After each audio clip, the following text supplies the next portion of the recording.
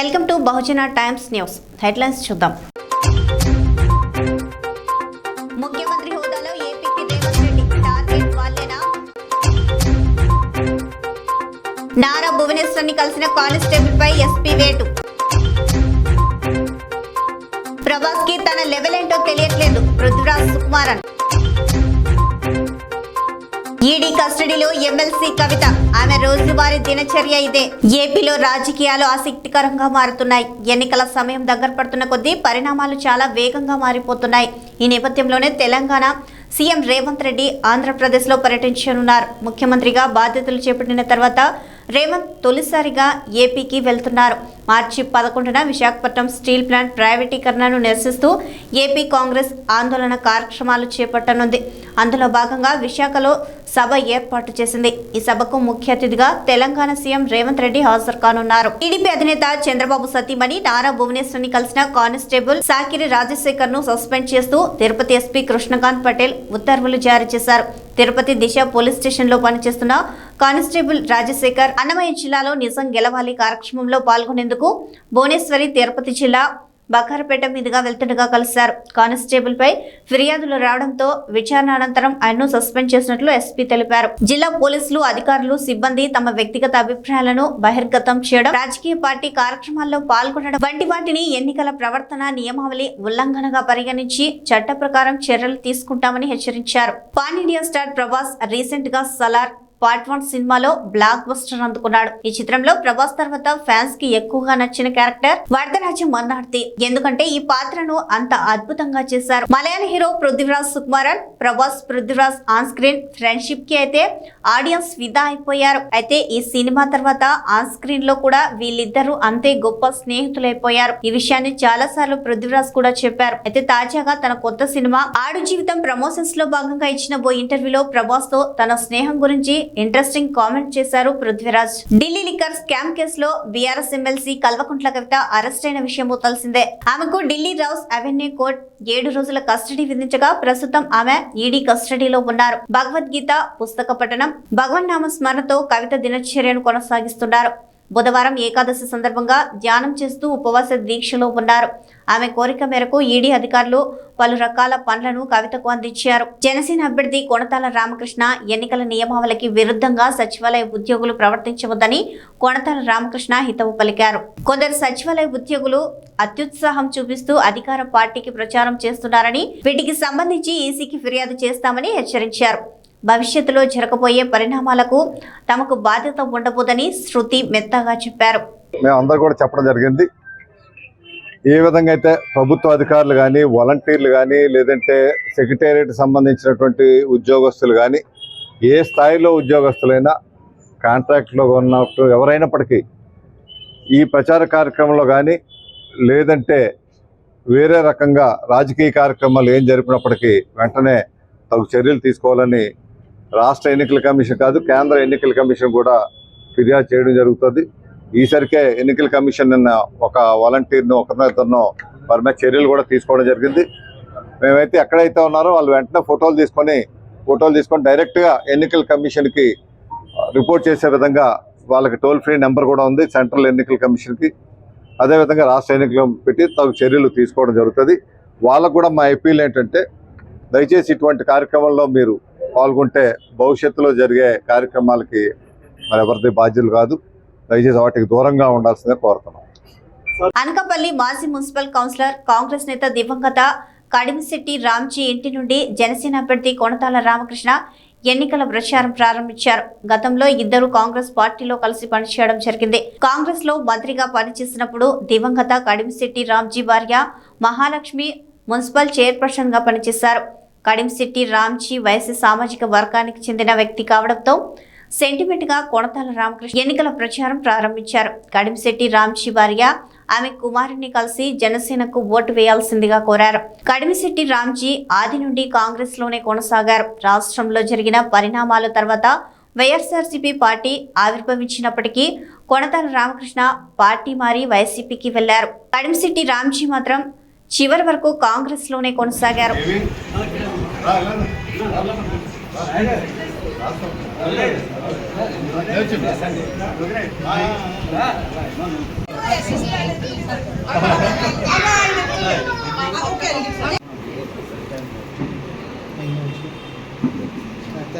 నంద్యాల వరదరాజరెడ్డిని ప్రశ్నించిన ఎన్నికల flying squad అధికారి హైమావతి. ప్రొద్దుటూరు మున్సిపాలిటీ పరిధిలోని 22వ ward councillor YS Mohammed Ghouse స్వగృహంలో జరుగుతున్న సమావేశానికి అనుమతి ఉందా అని ప్రొద్దుటూరు టీడీపీ ఎమ్మెల్యే అభ్యర్థి నంద్యాల వరదరాజరెడ్డిని ప్రశ్నించిన ఎన్నికల ఫ్లయింగ్ స్క్వాడ్ అధికారి హైమావతి. తాము పబ్లిక్ ప్లేస్ లో సమావేశం ఏర్పాటు చేయలేదని, మా స్వగృహంలో ఏర్పాటు చేసుకున్న సమావేశానికి పర్మిషన్ ఎందుకు తీసుకోవాలని ప్రశ్నించిన టీడీపీ ఎమ్మెల్యే అభ్యర్థి నంద్యాల వరదరాజరెడ్డి. ఈ విషయాన్ని ఎన్నికల అధికారి దృష్టికి తీసుకెళ్తానని వెళ్లిపోయిన ఎన్నికల ఫ్లయింగ్ స్క్వాడ్ అధికారి హైమావతి.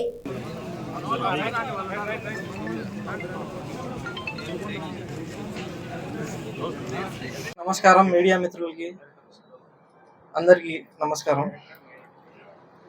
గతంలో నాన్న ఉన్నప్పుడు కూడా పెద్దాయన అంటే చాలా అభిమానంగా ఆప్యాయతగా ఉండేవాడు.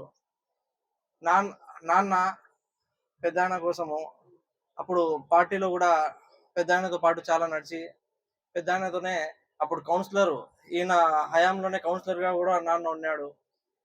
ఆయనతోనే నడుస్తున్నాడు. తర్వాత మనం 2019లో ఎలక్షన్ తర్వాత 2019 వరకు ఆయనతో పాటే ఉన్నాం మేమంతా, మా ఫ్యామిలీ, మా కుటుంబం అంతా.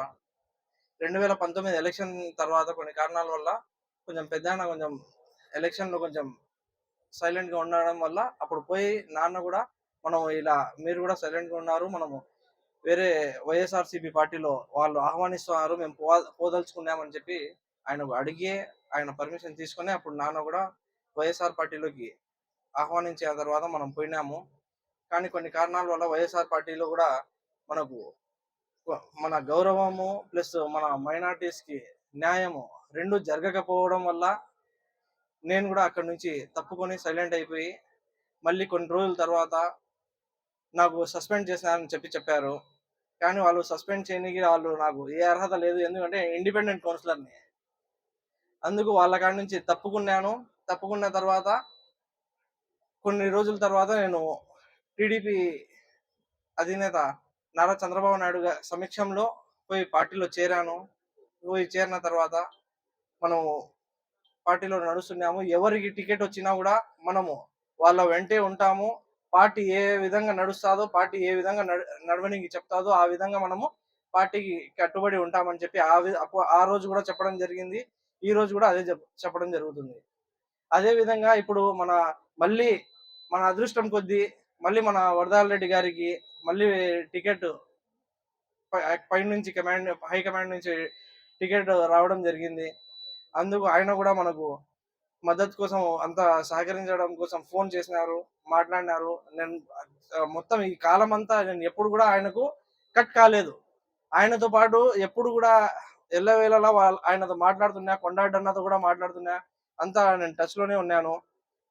ఇప్పుడు పిలవడం జరిగింది. పిలుతానే నేను ఓకే అని చెప్పి ఆయన సమక్షంలో తెలుగుదేశం పార్టీ కోసము వర్క్ చేయడానికి, తెలుగుదేశం పార్టీకి ముందుకు నడుపుకోవడానికి ఆయన ఇప్పుడు క్యాండిడేట్గా డిక్లేర్ అయినారు. కాబట్టి ఆయన ఏ విధంగా చెప్తారో ఆ విధంగా మనం అంతా కలిసి ఆయనకు ఈ 2024 ఎలక్షన్లో ఖచ్చితంగా భారీ మెజార్టీతో మా మైనార్టీ సోదరులంతా అందరం కలిసి ఆయనకు భారీ మెజార్టీతో గెలిపించుకొని ఖచ్చితంగా తీరుతాము.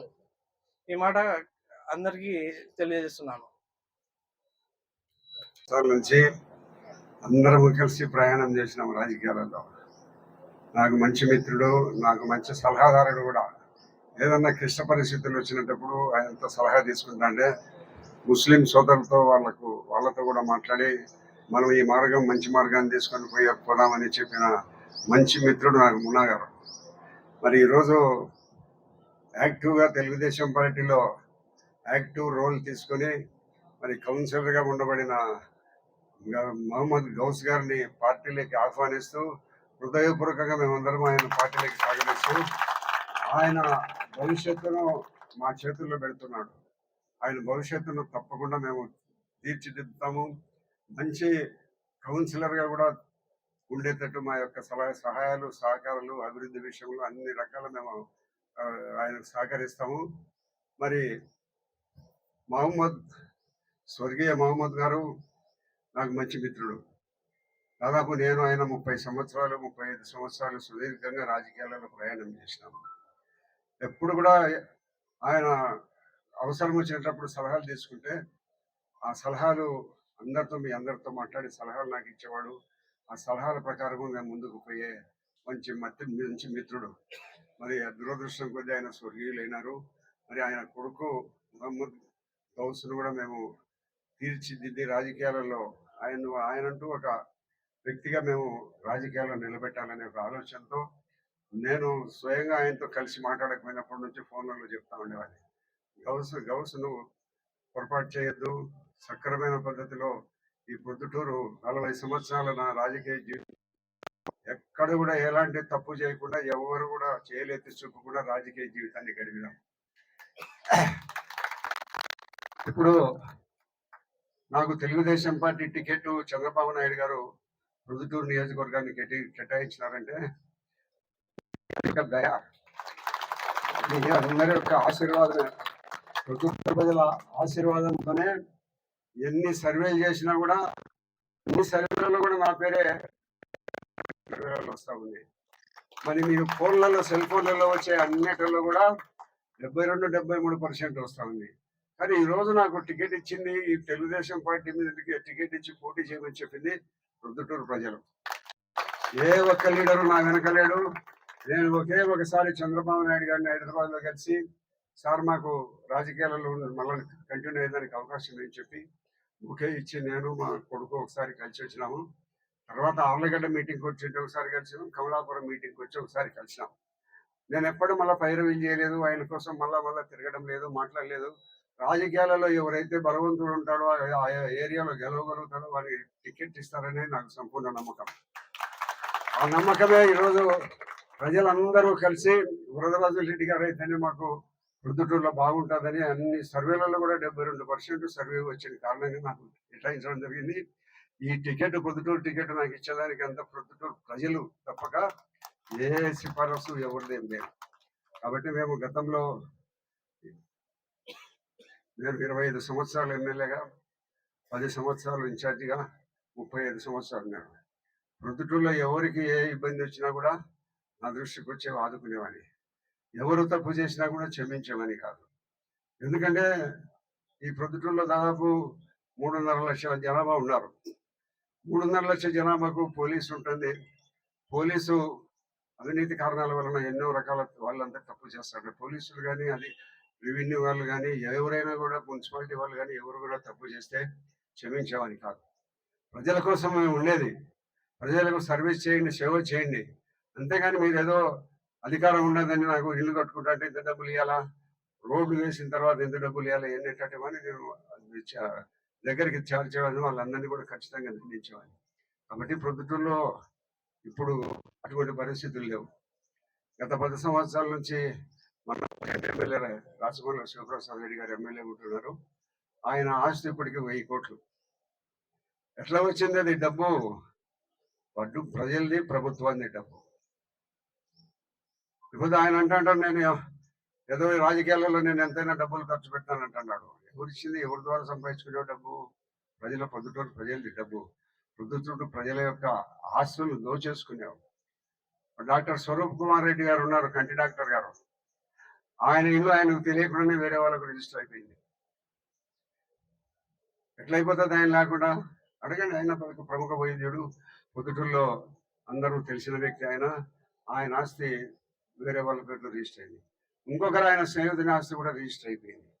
ఈ మాదిరి కూడా ఆస్తులకు ఎవరన్నా పోలీస్ స్టేషన్కి పోయి తలకాయ పగలగొట్టినారని పోయి చెప్తే కూడా పోలీసు వాళ్ళు కేసులు కట్టడం లేదు. మీకు అందరికీ తెలుసు, మీరు కూడా ఇబ్బందులు పడింటారు పోలీస్ స్టేషన్లకు పోయి. కారణం ఏముంది? వైఎస్ఆర్ పార్టీ కింద దాసోహం అంటున్నారు పోలీసులు అంటారు. దాసోహం వాళ్ళు ఎమ్మెల్యే గారు డబ్బు మీరు సంపాదించుకోండి అనే కాటికి తయారైపోయి పోలీసు వాళ్ళందరినీ పోస్టింగ్ పొద్దుటూరులో సర్కిల్ ఇన్స్పెక్టర్ ఎస్ఐని పోస్టింగ్ ఇవ్వాలంటే 15 లక్షల నుంచి 20 లక్షలు తీసుకొని పోస్టింగ్ ఇచ్చారు. అంత డబ్బులు వచ్చి ఇక్కడికి వచ్చినారు కాబట్టి వాళ్ళందరూ సంపాదించుకుంటున్నారు, దోపిడీ చేస్తున్నారు వైఎస్ఆర్ పార్టీ.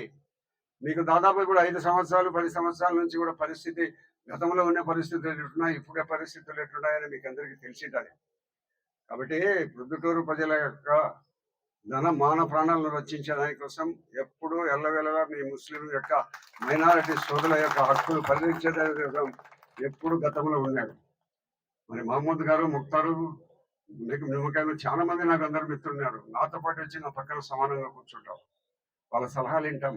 వాళ్ళు ఏమన్నా చేయాలంటే, మంచి చేయాలంటే చేస్తాం. అటువంటి పరిస్థితి ఇప్పుడు ప్రొద్దుటూరులో లేదు.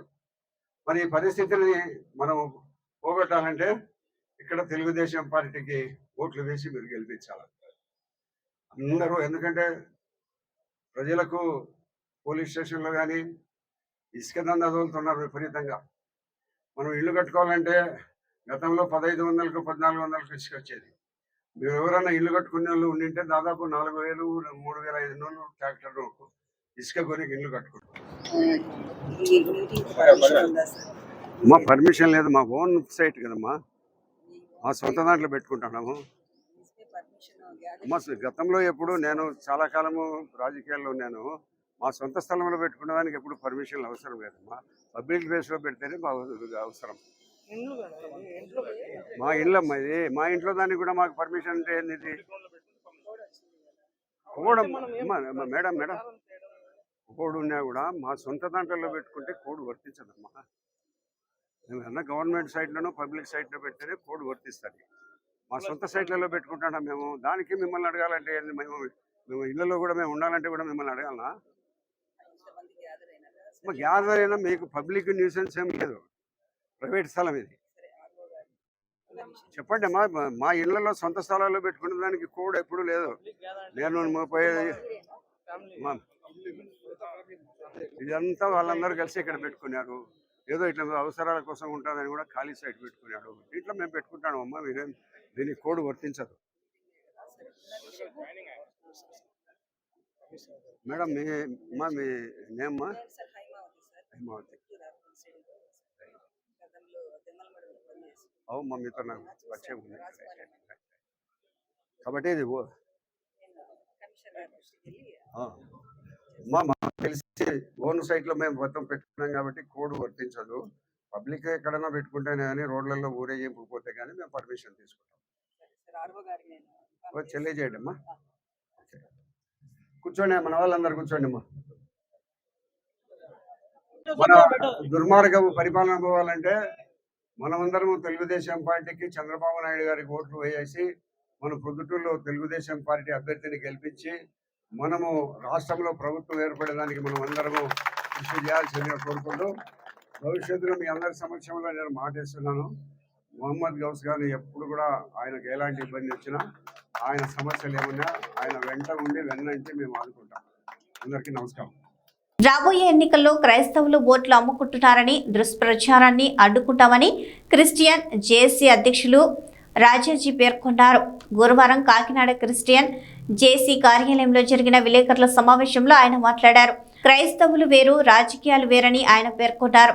ఎన్నికలలో క్రైస్తవులు పాస్టర్స్ ను రాజకీయ నాయకులు కలవడం సర్వసాధారణమని అన్నారు. అంతేకాని రాజకీయ నాయకులు కలిసినంత మాత్రాన ఓట్లు అమ్ముకునే పరిస్థితి లేదని అన్నారు.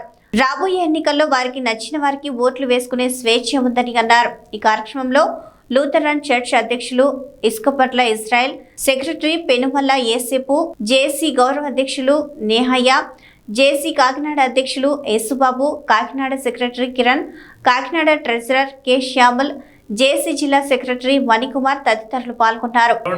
సర్వసాధారణం అయితే దయించి పాస్టర్ గారులు కానివ్వండి, లేకపోతే రాజకీయ నాయకులు కానివ్వండి, గమనించాల్సింది ఏంటంటే క్రైస్తవ మతం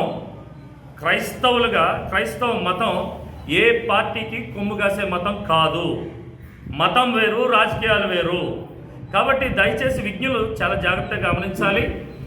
తర్వాత క్రైస్తవులు ఓట్లు అమ్ముకుంటున్నారు అనే వస్తున్నటువంటి దుష్ప్రచారాన్ని ఈరోజు జేఏసీ ఖండిస్తూ ఉంది.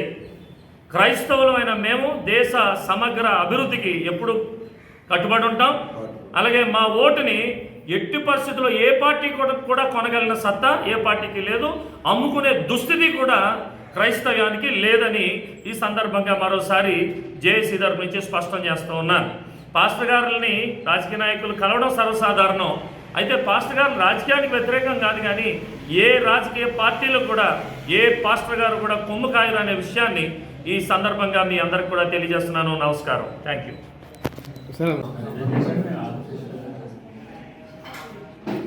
ఆమోదించాలని కూడా చెప్పారు కదా. కాకినాడ రూరల్ మండలం బొడ్డుచీరు వద్ద అల్లూరి సీతారామరాజు విగ్రహానికి ముసుగు వేయడం పట్ల సబతి ఫణేశ్వరరావు, రామలక్ష్మి ఆందోళన చేశారు. అల్లూరి ఏ పార్టీకి చెందిన వ్యక్తి కాదని, తనగా స్వాతంత్రోద్యమకారుడని అన్నారు. అధికారుల చర్య ఆ వీరుణ్ణి అవమానించడమేనని అన్నారు. ఎన్నికల కోడ్ నిమిత్తం స్వతంత్ర సమరయోధుడు అల్లూరి సీతారామరాజు విగ్రహానికి అధికారులు ముసుగు వేయడం జరిగిందని సబతి ఫణేశ్వరరావు, రామలక్ష్మి పేర్కొన్నారు. అల్లూరి సీతారామరాజు విగ్రహానికి ఎన్నికల కోడ్ అమలులో ఉందని, విగ్రహానికి ముసుగు వేయడం జరిగింది అని అన్నారు. తక్షణమే ముసుగును తొలగించాలని డిమాండ్ చేశారు. ఈ కార్యక్రమంలో నూకరాజు తదితరులు పాల్గొన్నారు.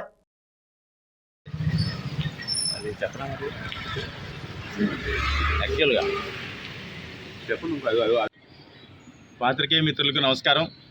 మరి ఇప్పుడు ఆంధ్రప్రదేశ్ రాష్ట్రంలో ఎలక్షన్ కోడ్ అమల్లో ఉంది.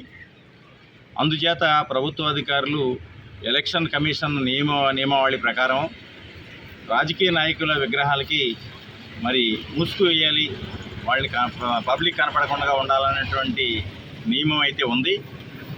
అయితే నాకు తెలిసినంత వరకు జాతీయ నాయకులు డాక్టర్ బాబాసాహెబ్ అంబేద్కర్ గారు కానీ, జ్యోతిరావు పూలే కానీ, అదేవిధంగా మరి ఈ దేశం కోసం ప్రాణాలు అర్పించినటువంటి ఫ్రీడమ్ ఫైటర్, విప్లవ జ్యోతి, ఈ దేశానికి యువతకి ఆదర్శమైనటువంటి పోరాటానికి ఆదర్శమైనటువంటి వ్యక్తి అల్లూరి సీతారామరాజు గారికి మరి ముసుగేయమని చెప్పేసి ఎక్కడ లేదు. మరి ప్రభుత్వ అధికారులు ఎలక్షన్ నియమావళిని అమలు చేయడంలో పూర్తిగా వైఫల్యం చెందినారని చెప్పేసి మేము చెప్తా ఉన్నాం. మరి ఇక్కడ పంచాయతీ ఈఓ గారు కానీ, దానికి సంబంధించినటువంటి పై అధికారి ఎంఆర్ఓ గారు కానీ, ఆర్డీఓ గారు కానీ అందరూ కూడా పర్యవేక్షణలు కదా. అంచేత గ్రామ స్థాయిలో పర్యవేక్షణ అనేటువంటిది పూర్తిగా లేదు అని చెప్పేసి చెప్పడానికి ఇదే నిదర్శనం అండి. ఎందుకంటే మరి అల్లూరి సీతారామరాజు గారు ఏ రాజకీయ పార్టీకి సంబంధించిన వ్యక్తి కాదు. ఆయన దేశం కోసం, దేశానికి స్వతంత్రం రప్పించడం కోసం ప్రాణాలు అర్పించిన వ్యక్తి. అటువంటి వ్యక్తిని కూడా రాజకీయ నాయకులు జమాలో వేసేసారంటే అది ఎంత మరి ఏ విధంగా ఆలోచన చేసుకోవాలి. నెక్స్ట్ మీరిచ్చే సందేశం యువతకు ఆదర్శంగా ఉండాలి. ప్రభుత్వ అధికారులు తీసుకున్న నిర్ణయాలు ఏవైనా కానీ యువతకు ఆదర్శంగా ఉండాలి. మరి ఎట్లా అసలు రాజకీయ పార్టీకి జాతీయ నాయకులకి తేడా తెలియకున్నటువంటి అధికారులు పర్యవేక్షణలో ఎలక్షన్ల నియమావళి జరుగుతోంది. అటువంటి పరిపాలన వ్యవస్థ ముందుకు నడుస్తోంది. అదేవిధంగా దీంతో పాటు నేను ఇంకో మాట కూడా చెప్పదలుచుకున్నాను. పూర్తిగా పర్యవేక్షణ అనేటువంటిది ఎక్కడైతే లోపించదో అన్నీ ఇటువంటి ఇబ్బందులు ఎదురవుతాయి. అంచేత మేము ప్రభుత్వ అధికారులకి చెప్పించే విధంగా ఉండకూడదు.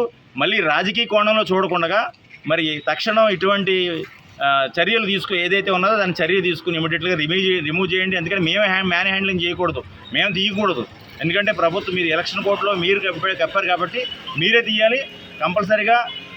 మొన్న ఇక్కడే చెప్పాము, ఇక్కడ కోర్టు ఉల్లంఘన జరిగిందని చెప్పేసి దీని మీద కూడా మేము అవసరమైతే మేము కలెక్టర్ గారికి కంప్లైంట్ చేస్తాం. ఎందుకంటే ప్రభుత్వ అధికారులు పొట్టగొట్టే సంస్కృతి మాది కాదు. అంచేత అందుకోసం ఆలోచించాం తప్ప మీరు ఇలాగే చేసుకుంటా పోతానంటే మేము కలెక్టర్ గారికి కంప్లైంట్ చేస్తాం.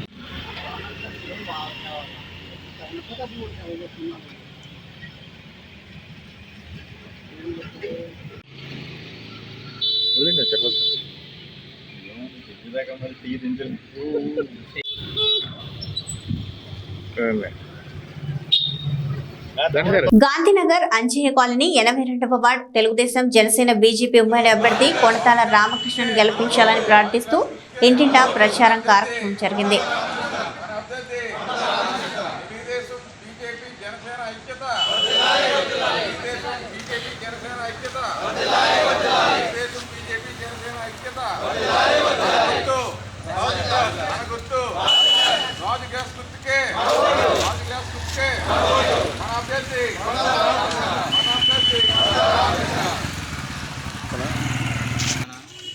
ఈరోజు 82వ వార్డు అంజయ్య కాలనీ 1వ వార్డులో కొనతాల రామకృష్ణ గారికి మద్దతుగా టీడీపీ, జనసేన, బీజేపీ ఉమ్మడి అభ్యర్థి అయిన కొనతాల రామకృష్ణ గారికి మద్దతుగా ప్రచారం స్టార్ట్ చేశాం.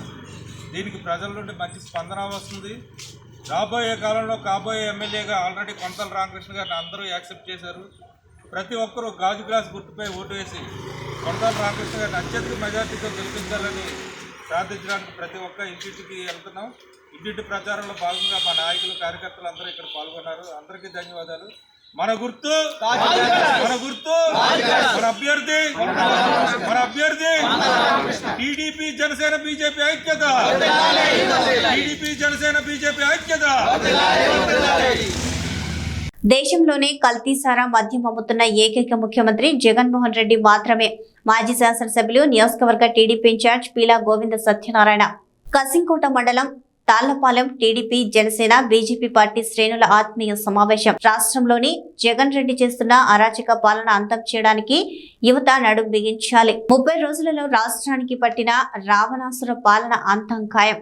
రాష్ట్రం తగలపడుతుంటే సైకో జగన్ రెడ్డి ప్యాలెస్ లో కూర్చొని ఫీడేలు వాయిస్తున్నాడు. రాష్ట్రంలో తాకట్టు పెట్టడానికి మిగిలింది ప్రజలు తాడేపల్లి ప్యాలెస్ మాత్రమే. ఓటు అడిగే నైతిక హక్కు జగన్మోహన్ రెడ్డికి లేదు. దేశంలోనే కల్తీ సారా మద్యం అమ్ముతున్న ఏకైక ముఖ్యమంత్రి జగన్మోహన్ రెడ్డి మాత్రమే. మాజీ శాసనసభ్యులు నియోజకవర్గ టీడీపీ ఇన్ఛార్జ్ పీలా గోవింద సత్యనారాయణ, మాజీ మంత్రి వర్యులు ఉమ్మడి అభ్యర్థి కొనతాల రామకృష్ణ, జిల్లా టీడీపీ అధ్యక్షుడు ద్వారపురెడ్డి పరమేశ్వర్ రెడ్డిరావు. ఈ కార్యక్రమంలో పార్టీ నాయకులు కాయల మురళి, పొన్నగంటి అప్పారావు, ఉగ్గిన రమణమూర్తి, గొంతిన శ్రీనివాసరావు, నిమ్మదల సన్యాసి నాయుడు, కర్రి సత్యనారాయణ, సర్పంచ్ గల్లారాజు, పావాడ కామరాజు, కర్రి గోవింద్, పెంటకోట రాము, సిద్దిరెడ్డి శ్రీనివాసరావు, కర్రి లోవరాజు, ఉల్లింగల రమేష్, షేక్ బాబర్, నిడదవోలు నియోజకవర్గం పెరవలి మండలం కానూరు, నడుపల్లి, కానూరు అగ్రహారం మరియు ఉస్సూర్మల్ గ్రామాల్లో టీడీపీ జనసేన బీజేపీ ఐక్యవేదిక సమావేశాలలో టీడీపీ మాజీ శాసనసభ్యులు బూరుగుపల్లి శేషారావు, నిడదవోలు నియోజకవర్గం Janasena in-charge Bhogapalli Prasad, TDP Janasena BJP ఉమ్మడి అభ్యర్థి కందుల దుర్గేష్ నాయకులు కార్యకర్తలతో మాట్లాడడం జరిగింది. ఈ సమావేశంలో నియోజకవర్గం జనసేన బీసీ నాయకులు వీరస్వామి, పెరవలి మండలం టీడీపీ అధ్యక్షులు అతికల శ్రీను, జనసేన మండల అధ్యక్షుడు పిప్పర రవి మరియు ఆయా గ్రామాల నాయకులు కార్యకర్తలు పాల్గొన్నారు. సైనికులు అలాగే జన సైనికులతో పాటు వీర మహిళలు కూడా కొంతమంది వచ్చారు. వారందరికీ కూడా పేరు పేరున నా యొక్క నమస్కారాలు తెలియజేస్తూ, డెఫినెట్ గా రాబోయే రోజుల్లో మీరందరూ మొన్నటిదాకా ఒక రకం సీటు ప్రకటించే వరకు ఎవరి ప్రయత్నాలు వాళ్ళవి, ఎవరి పోరాటాలు వాళ్ళవి, ఏదో అన్ని ప్రయత్నాలు జరిగినాయి, చేశారు. మీరు కూడా కష్టపడ్డారు. అలాగే ఈ 4.5 సంవత్సరాలుగా తెలుగుదేశం కార్యకర్తలు పడినటువంటి కష్టం అంతా. డాక్టర్ బిఆర్ అంబేద్కర్ కోనసీమ జిల్లా ముమ్మడివరం వైసీపీ ఎమ్మెల్యే అభ్యర్థి ఈ రోజు ఉదయం కాట్రేనికోన మండలం ప్రసిద్ధిగాంచిన శ్రీ మావుళ్ళమ్మ అమ్మవారిని దర్శించుకుని అక్కడి నుంచి ఎన్నికల ప్రచారం ప్రారంభించారు. కాట్రేనికోన గేట్ సెంటర్, తిలకమ్మ చెరువు, ఉప్పాడు, గొరకలమూడు, సావరం చేరుకున్న బైక్ యాత్ర అధిక సంఖ్యలో పాల్గొన్న పార్టీ కార్యకర్తలు, నాయకులు. ఎన్నికైన దాని నుంచి ప్రతి క్షణం కూడా నియోజకవర్గం అభివృద్ధి కోసం కృషి చేసి మీ అందరి మనసుల్లోనూ కూడా చిరస్థాయి అయినటువంటి పేరును పొంది కేవలం రాజకీయవేత్తగా మాత్రమే కాకుండా మీ అందరి కుటుంబంలో ఒక సభ్యునిగా మీ ఆత్మీయత అనుబంధాన్ని పొందినటువంటి నేతగా, ముఖ్యంగా నిడదవోలు నియోజకవర్గాన్ని సర్వతోముఖంగా అభివృద్ధి చేసినటువంటి శాసనసభ్యునిగా పేరు పొందినటువంటి శ్రీ బూరుగుపల్లి శేషారావు గారికి మనందరి తరఫున కూడా ప్రత్యేకమైన అదేవిధంగా పెద్దలు, సూపర్ డూపర్ హిట్ చిత్రాల నిర్మాత, అన్నిటికంటే మించి మెగా కుటుంబానికి అత్యంత సన్నిహితులు, అదేవిధంగా గడిచిన కొంతకాలంగా మీరే నా ధైర్యం, మీరే నా బలం, మీరే నా నైతిక స్థైర్యం. పార్టీని కాదు నేతను చూడండి. రాష్ట్రం నాశనం చేసే నాయకుణ్ణి కాదు అభివృద్ధి చేసే నాయకుణ్ణి చూడండి. నేను మీ వాడిని, మీతోనే ఉంటాను, మీ వెంటే ఉంటాను. ఇప్పటి వరకు మీరు నాకు తోడుగా ఉన్నారు, ఇక నుండి నేను మీకు నీడగా ఉంటాను. మత్తయి సువార్త 10వ అధ్యాయం 8వ వచనం వల్లే 108 ఏర్పడింది. పెత్తందారీ వ్యవస్థకు, పేదలకు జరుగుతున్న ఈ యుద్ధంలో ఎవరిని గెలిపిస్తారో, ఎవరిని ఓడిస్తారో మీరే సమాధానం చెప్పాలి. కోట్ల రూపాయల నిధులతో అనేక గ్రామాలలో చర్చిల నిర్మాణాలు చేపట్టడం జరిగింది. 2.5 కోట్ల రూపాయలతో 7 చర్చిలను పూర్తి చేశాం. రానున్న ఎన్నికల్లో విజయం సాధించి మిగతా చర్చలు కూడా త్వరితగతిన పూర్తి చేసి క్రైస్తవ సోదరులకు అంకితం చేస్తాం. మీరు జైవజనులు, మీ వాక్యము నాకు ముఖ్యం, మీ ఓటు నాకు ముఖ్యం.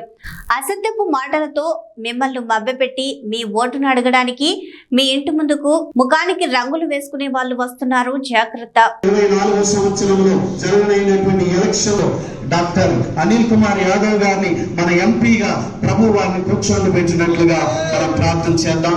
పల్నాడు జిల్లా పాస్టర్స్ ఫెలోషిప్ ప్రెసిడెంట్ గారు బిషప్ జయప్రకాష్ గారు వారందరి కొరకు కూడా ప్రార్థన చేస్తారు. ఈ ప్రార్థన అలాగనే అందరూ ఒక్క నిమిషం మన ఎమ్మెల్యే గారి కొరకు డాక్టర్ అనిల్ కుమార్ గారి కొరకు ప్రార్థన చేద్దాం. నా హృదయపూర్వక నమస్సుమాంజలు తెలియజేస్తున్నాను. ఈ ప్రత్యేక సమావేశం ఎందుకు ఏర్పాటు చేశారో మీ అందరికీ తెలిసిన విషయమే. అయితే మొట్టమొదటి నుంచి కూడా దాదాపు 2011లో నేను రాజకీయాల్లో ఇక్కడ ప్రవేశం చేసిన దగ్గర నుంచి ప్రతి సంవత్సరం కూడా మనం ప్రత్యేకంగా సెమీ క్రిస్మస్ వేడుకలు ప్రతి సంవత్సరం జరుపుకోవటం, ఆ తర్వాత పాస్టర్స్ అందరికీ కూడా వస్త్రాలు బహుకరణ చేయటం, వాళ్ళందరికీ కూడా ఇంటికి పంపించే కార్యక్రమం చేస్తూ ఉన్నాం. అట్లానే అనేక సందర్భాల్లో మీ యొక్క సహాయం కోరుతూ ఉన్నాం. మీరు కూడా మా వంతు దయ ఉంచి 2 సార్లు కూడా మీ సహాయ సహకారాలు అందించారు. గతంలో మొట్టమొదట విజయమ్మ గారు గుంటూరులో ఒక దీక్ష చేసినప్పుడు నేను యునైటెడ్ ఫాస్టర్స్ టీం అందరినీ కూడా ఆమె దగ్గరికి ప్రత్యేకంగా ఒక బస్సులో తీసుకువెళ్ళి ఆమె కోసం గుంటూరులో ప్రార్థన చేపించి తీసుకురావడం జరిగింది. అప్పటి నుంచి ఈ అనుబంధం కొనసాగుతూనే ఉంది. అప్పటి నుంచి కూడా మనం అందరం ప్రతి సంవత్సరం కలుస్తూనే ఉన్నాం. అనేక చోట్ల సెమీ క్రిస్మస్ వేడుకలు జరుపుకుంటున్నాం. అనేక చోట్ల మనం అందరం కలుసుకొని మీ యొక్క సహాయం కోరుతున్నాం. మీరు కూడా అదే రకంగా అదే రీతిలో స్పందించి ఖచ్చితంగా మీ సహాయ సహకారాలు అందిస్తూ ఉన్నారు. ఒకటే చెప్పదలుచుకున్నాను, భగవంతుడు అయిన యేసుక్రీస్తు నేర్పిన ప్రేమ, దయ, కరుణ అనేది ప్రతి ఒక్కరికి అవసరం. ప్రస్తుత సమాజంలో ప్రతి ఒక్కరికి అత్యంత అవసరం.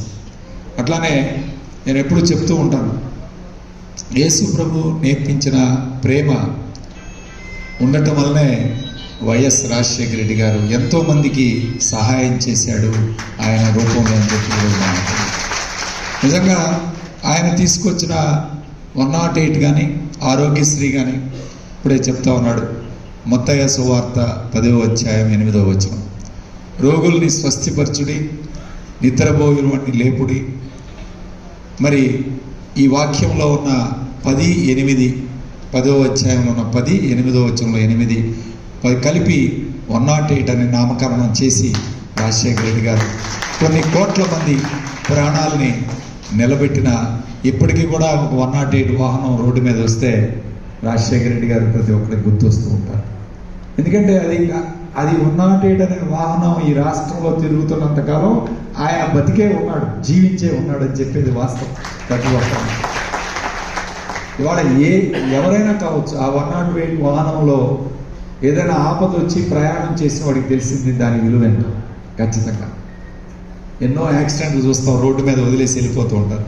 కానీ హాస్పిటల్కి సరైన సమయంలో చేరి ప్రాణాలని కాపాడి శక్తి ఇచ్చిన వాళ్ళకి తెలుస్తుంది నిజమైన విలువ ఏమిటో అని చెప్పి ఈరోజు మనం గుర్తు చేసుకున్నాం. కాబట్టి అలాంటి కుమారుడు, అదేవిధంగా విజయమ్మ గారు, ఆమె రాజశేఖర రెడ్డి గారు బతికున్నంతకాలం కేవలం తను వంటగదికే ఇంటికే పరిమితమైంది, గృహిణిలాగానే ఉంది. కానీ రాజశేఖర రెడ్డి గారు చనిపోయిన తర్వాత ఆమె లక్షల మందిలో ప్రసంగం చేసింది. ఎంతో ధైర్యంగా బయటకు వచ్చి ఒక మాట చెప్పింది, నాకు ధైర్యాన్ని ఇచ్చింది ఈ బైబిల్ మాత్రమే అని బైబిల్ కట్టుకొని మాట్లాడారు. ఆమె స్టేజ్ మీద కానీ లేదా ఎక్కడ మాట్లాడినా సరే బైబిల్ చేతిలో పట్టుకుని దాన్ని కూడా విమర్శించారు చాలామంది, దాన్ని కూడా విమర్శించారు. కానీ విమర్శలను పక్కన పెట్టి ఒకటే మాట చెప్పింది, నాకు ధైర్యాన్ని కొండంత బలాన్ని ఇచ్చింది బైబిల్, దీనివల్ల నేను మాట్లాడగలిగాను ఇంత లక్షల మందిలో కోట్ల మందిలో అని చెప్పిన మాటలు మీరందరూ కూడా గుర్తు చేసుకోవాలి. అట్లనే ఆయన కుమారుడు జగన్మోహన్ రెడ్డి గారు ఇంకొక అడుగు ముందుకేసి ఇవాళ ఏం చెప్తా ఉన్నాడు, ఇవాళ పెత్తందారులకి పేదవాళ్ళ మధ్య ఈరోజు యుద్ధం జరుగుతూ ఉందని చెప్తాను. ఎందుకు ఇవాళ జరుగుతూ ఉంది? పేదవాడికి వాళ్ళ న్యాయం చేసే కార్యక్రమం చేశాడు కాబట్టి. ఏ విధంగా న్యాయం చేశాడు? ఎస్, మీ పిల్లల్ని చదివించుకుంటున్నారా లేదా? ఒక ఇంగ్లీష్ మీడియం పాఠశాలలో మీ పిల్లల్ని ఇవాళ బ్రహ్మాండంగా ప్రభుత్వ పాఠశాలలో చదివించుకోగల శక్తిని ఎవరిచ్చారు? జగన్మోహన్ రెడ్డి గారు. విద్య లేకపోతే ఎవరు కూడా పనికిరారు. అలాంటి చదువు మీ పిల్లల్ని చదివించుకునే కార్యక్రమం, పథకాలు ఇచ్చే కార్యక్రమం, డబ్బులు ఇచ్చే కార్యక్రమం. ఇవాళ ఇంట్లో ఆడకూతురు చేతిలో 4 రూపాయలు డబ్బులు ఉన్నాయి. ఇవాళ బ్రహ్మాండంగా తన కుటుంబాన్ని మరి మంచిగా ఇవాళ చదివించుకోవడం కానీ, వైద్యం చేయించుకోవడం కానీ, ఇవాళ అన్ని అవసరాలు తీర్చే కార్యక్రమం. చేయూత అనే పథకం 45 సంవత్సరాలు దాటిన ఎస్సీ, ఎస్టీ, బీసీ, మైనార్టీలకి ఈ పథకం ఎక్కడైనా ఉందా దేశంలో? ఎక్కడ లేదు. ఇవాళ ఇన్ని పథకాలు ఇస్తుంటే వాళ్ళు చెప్తూ ఉన్నారు, ఉచితంగా డబ్బులు పంచుతున్నాడు జగన్మోహన్ రెడ్డి గారు. ఎస్, ఎవరి కోసం పంచుతున్నాడు? పేదవాళ్ళ కోసం. వైట్ రేషన్ కార్డు పేదవాళ్ళ కోసం ఈరోజు పంచుతున్నాడు. ఎందుకు పంచుతున్నాడు? మీ కాళ్ళ మీద మీరు నిలబడాలి. ఆర్థికంగా ఆ కుటుంబం వాళ్ళ కాళ్ళ మీద నిలబడి వాళ్ళ కుటుంబాన్ని వాళ్ళు పోషించుకోవాలి. మానవ వనరుల అభివృద్ధి కూడా అభివృద్ధి ఈ రాష్ట్రంలో, అది మనం గుర్తుపెట్టుకోవాలి. అన్నిటికన్నా గొప్పది మానవ వనరుల అభివృద్ధి. నేను కాదు చెప్పింది, అమర్త్య సేన్ నోబెల్ బహుమతి గ్రహీత ఆర్థిక రంగంలో ఆయన చెప్పాడు, అన్నిటికన్నా ఇవాళ మనం రోడ్డు వేస్తాం లేదా ఒక ఫ్యాక్టరీ కడతాం, కానీ ఒక ఇంట్లో పేదవాడు ఆకలితో చచ్చిపోతే అది అభివృద్ధి కాదు. కాబట్టి ఆ అభివృద్ధి ఏమిటి, ఎందు రూపంలో చూపించాడు ఈరోజు జగన్మోహన్ రెడ్డి గారు ఒక్కసారి గుర్తు చేసుకోవాలి. శాసనసభ్యులు చెప్తున్నారు, దాదాపు 14 సంవత్సరాల నుంచి ఏ విధంగా అండగా ఉన్నారు, దాదాపు ఇళ్ళ పట్టాలు ఇచ్చారు. ఇంకా ఒక పెద్దలు చెప్పారు రూరల్ నియోజకవర్గంలో కొన్ని ఇవ్వాలని, తప్పకుండా అవి కూడా తప్పకుండా మీ శాసనసభ్యులు ఇస్తారు. అలాగే దానికి సంబంధించి కమ్యూనిటీ హాల్ కానీ అన్నీ కూడా నా వంతు తప్పకుండా మీ అందరి ఆశీస్సులతో నేను తప్పకుండా ఎంపీ అయితే నా వంతు తప్పకుండా కమ్యూనిటీ హాల్స్ కూడా కృషి చేస్తాను, మీకు అండగా ఉంటాను. మీ శాసనసభ్యుడు ఏ విధంగా మీతో కలిసి ప్రయాణం చేశాడో అదే విధంగా మీ శాసనసభ్యుడితో కలిసి మంచి ముందుకు చేసుకుంటూ ముందుకు వెళ్తానని చెప్పి ఈరోజు తెలియజేస్తున్నాను. కాబట్టి అందరూ కూడా ఆలోచన చేసి మీరందరూ కూడా 10 మందికి చెప్పగలిగిన వాళ్ళు, 10 మందిని మార్చగలిగిన వాళ్ళు, 10 మందికి ఇది చేయగలిగిన వాళ్ళు ఇక్కడ ఉన్న వాళ్ళు అందరూ కూడా, మీరందరూ కూడా సామాన్యులు కాదు, శక్తివంతులు. మీరు కనీసం ఒక 100 ఓట్లు మీరు ఇట్లా చెప్పి అట్లా ఏమంటే వేసేవాళ్ళు మీకు ఉన్న వాళ్ళు. ఇక్కడే దాదాపు 30-40 వేల ఓట్లని ప్రభావితం చేయగలిగిన వాళ్ళు, అంటే ఎవరైనా గెలవాలని దించాలన్న ప్రభావితం చేయగల శక్తి సామర్థ్యాలు ఈ రూమ్లోనే ఉంది. కాబట్టి అందరినీ కూడా నేను ఒకటే చెప్తాను, మీరందరూ కూడా సాయం చేయండి. తప్పకుండా మీరు చేసే సాయం ఈరోజు నేనైనా సీనన్నాను, కానీ మీరు చేసేది మాకు కాదు, మా సాయం కన్నా మంచి చేస్తూ ఈ రాష్ట్రానికి పేదవాడికి అండగా ఉన్న జగన్మోహన్ రెడ్డి గారి చదువుతుంది సాయం అని చెప్పి అందరికీ కూడా తెలియజేసుకుంటా ఉన్నాను. కాబట్టి ప్రతి ఒక్కరికి కూడా ఈ మంచి కార్యక్రమానికి వచ్చి మమ్మల్ని పిలిచినందుకు, ఈ కార్యక్రమం ఆర్గనైజ్ చేసిన సుధీర్ గారికి ఇంకా పెద్దలందరికీ కూడా పేరు పేరున కూడా ధన్యవాదాలు తెలియజేసుకుంటూ మీ అందరి బ్లెస్సింగ్స్ ఉండాలా, మీ అందరి ఇది ఉండాలని చెప్పి మనస్ఫూర్తి. ఇవి ఈ బులెటిన్ విశేషాలు. మరో బులెటిన్లో మళ్ళీ కలుసుకుందాం. నమస్కారం.